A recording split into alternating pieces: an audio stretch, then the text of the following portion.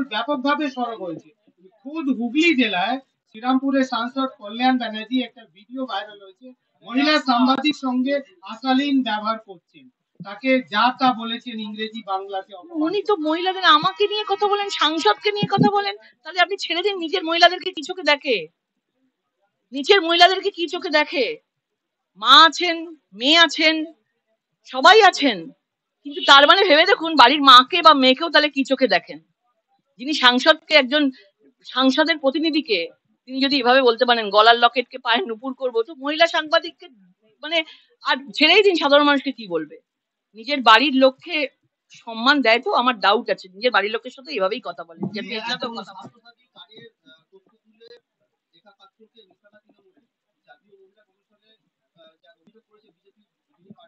এইসব এইসব এইসব এইসব এদের মানে যে দেবাংশুর মতো এসব বাচ্চা আছে না, সেই গলা টিপলে দুধ বেরোয়, এদের বেশি বেড়ে পাকা। এরা আজ এসছে কাল থাকবে না, এসব বোঝা যায়। গলা টিপলে দুধ বেরোবে এদের। পর থেকে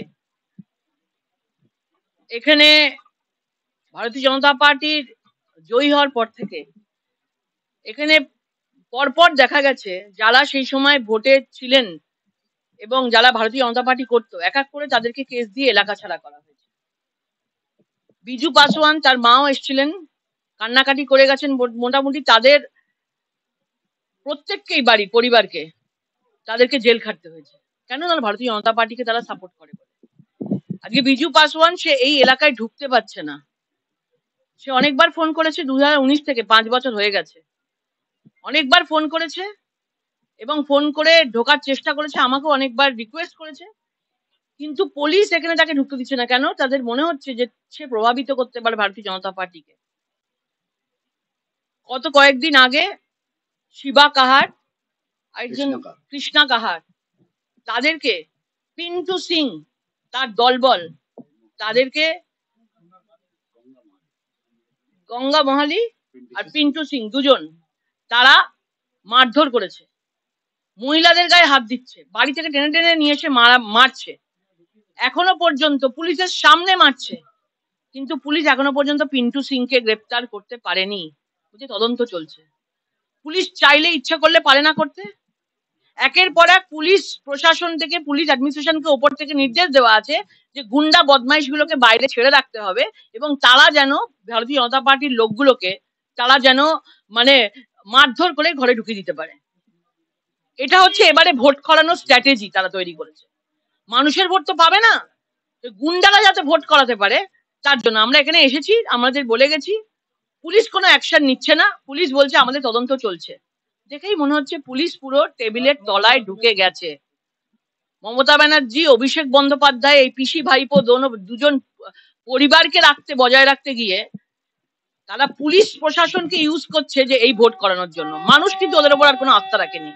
দুর্নীতিতে ভরপুর, দুর্নীতি ভরে গেছে এই হুগলিতে, সারা বাংলা জুড়ে। আপনাদের কালকে নাম করে করে বলেছি যে কোথায় কত অ্যাকাউন্টে টাকা ঢুকেছে, শুধু 4-5টা 10টা নাম করেছি। তাহলে ভেবে দেখুন কত লক্ষ লক্ষ লোকের এরকম হয়েছে। এইরকম একটা পরিস্থিতি চলছে এবং আমরা বলছি যত এরকম ভাবে আমাদেরকে আটকাবে, যত আটকাবে, ভারতীয় জনতা পার্টি কিন্তু আগামী 2024-এর লোকসভায় তত ভালো রেজাল্ট করবে, তত এগিয়ে যাবে। কোন দুর্নীতি কোনোদিন মানুষকে বেশি দূর এগিয়ে নিয়ে যেতে পারে না।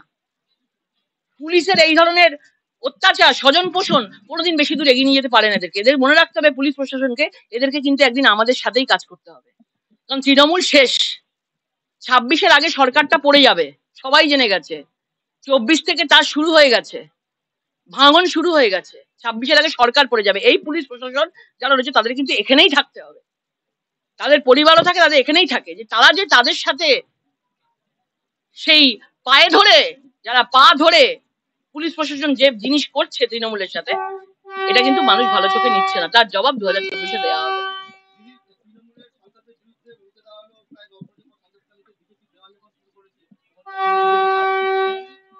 সন্দেশখালী যেভাবে জেগে উঠেছে, সন্দেশখালী থেকে বিজয়রাত শুরু হবে। সন্দেশখালী যেভাবে মহিলারা জেগে উঠেছে, বাংলার মহিলারা ওই রকম ভাবে জেগে উঠেছে। বাংলার মহিলারা জেগে উঠবে। সন্দেশখালী দিচ্ছে ডাক, তৃণমূল নিপাত যাক, এই স্লোগান যেটা উঠেছে, সারা বাংলা থেকে তৃণমূল মুছে যাবে। মহিলা মহিলা মুখ্যমন্ত্রী হয়ে মহিলাদেরকে উনি পায়ের ওপর মানে বুকের ওপর পা তুলে মেরেছেন। এই জিনিস ইতিহাসে থাকবে যে মহিলা মুখ্যমন্ত্রী হয়ে মহিলাদের বুকের ওপর পা তুলেছেন উনি। সুতরাং এই যে এরা কখনো এগিয়ে যেতে পারে না, এদের বিনাশ হবেই।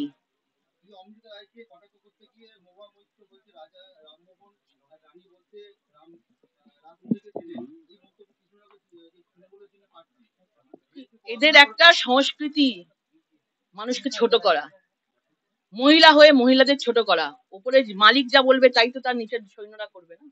মালিক যদি মহিলা যদি সন্দেশখালীতে না গিয়ে তিনি সন্দেশখালীর মহিলাদের ভিডিও দেখতে চান, প্রমাণ চান সন্দেশখালী মহিলাদের সঙ্গে রেপ হয়েছে ভিডিও দিন, যদি বলতে পারে, তাহলে তার সেনাপতিরা তো এগুলো বলবেই। তাহলে সংস্কৃতি কি আছে? তাহলে সংস্কৃতি বলে তাদের কিচ্ছু নেই, তারা যেটার জন্য যা খুশি করতে পারে। এগুলো আমি জানি না, অর্ধেক জানি না আমি, অর্ধেক ওই দিকের কথা আমি যা বলতে পারবো। কালকে হুগলি লোকসভা কেন্দ্রের তৃণমূল কংগ্রেসের প্রার্থী প্রাক্তন স্বামী সিদ্ধান্ত মহাপাত্র বিজেপিতে অংশগ্রহণ করেছে, কি বলবেন? দেখুন, এটাই বলবো যে সবাই ভারতীয় জনতা পার্টির হাত ধরছে, সবাই, কারণ একমাত্র নরেন্দ্র মোদীজির নেতৃত্বে দেশ এগিয়ে যাচ্ছে। সুতরাং উড়িষ্যা বলুন, আজকে উড়িষ্যার উনি একজন বিশাল বড় একজন সেলিব্রিটি আর্টিস্ট, আমরা কাজ করেছি সেই সময়, তখন উনি কাজ করতেন সিদ্ধান্ত মহান্তি, উনি ভালো দারুণ কাজ করতেন, ওখানকার স্টার উনি, এবং উনিও বুঝেছেন যে একমাত্র দুর্নীতি মুক্ত ভারতবর্ষ করতে গেলে, দেশ করতে গেলে কিন্তু নরেন্দ্র মোদীর হাত ধরতে হবে। কিন্তু ইনি বুঝতে পারেননি, ইনি ভুল করে চলে এসেছেন দিদি নাম্বার 1 থেকে, ভুল করে উনি রাজনীতিতে না জেনে রাজনীতিতে চলে এসেছেন। আমি মানে ওনাকে পস্তাতেও হবে পরে যে আমি কোন রাজনীতিতে, আমি কোন দলে এলাম।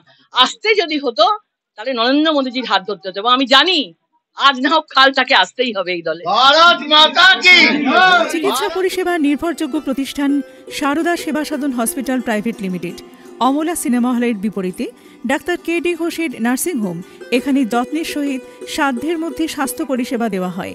এখানকার অত্যাধুনিক ফেসিলিটিগুলির মধ্যে হল ICCU, AC sharing cabin, AC cabin, NICU, maternity, paediatric, ventilator facility, modular OT, orthopedic surgery, any type of surgery, obstetrics and gynecology, 24 hours ambulance facility, general medicine, pathology, physiotherapy, PFT, ECG, EEG, Holter monitoring, এছাড়াও থাকছে daily OPD service, 24 hours emergency service.